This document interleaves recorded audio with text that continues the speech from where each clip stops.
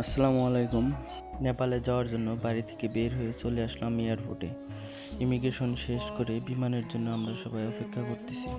প্রায় আধা ঘন্টা বসে থাকার পর বিমান ছাড়ার সময় হলো। আমরা 2 ঘন্টা আগেই এয়ারপোর্টে পৌঁছেছিলাম। আমরা বিমানে 2 ঘন্টা যাত্রা করলাম এবং বিমানের ভিতর অনেক ভালো লাগলো, যেহেতু জীবনের প্রথম বিমানে উঠলাম।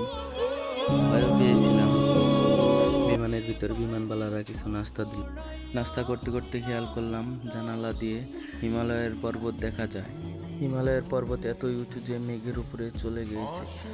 হিমালয়ের পর্বত দেখতে দেখতে আমরা নেপাল এয়ারপোর্টের কাছে পৌঁছালাম।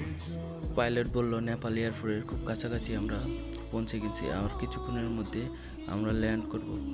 আলহামদুলিল্লাহ, আমরা সফলভাবে ল্যান্ড করলাম।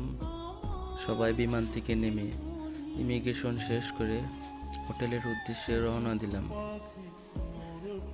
হোটেলে পৌঁছে গেলাম এবং হোটেলে পৌঁছে খাওয়া দাওয়া নাস্তা করে আবার ঘুরতে বের হলাম। এবং ঘোরার সময় আমাদের সাথে ছিল নেপালি এক বড় ভাই।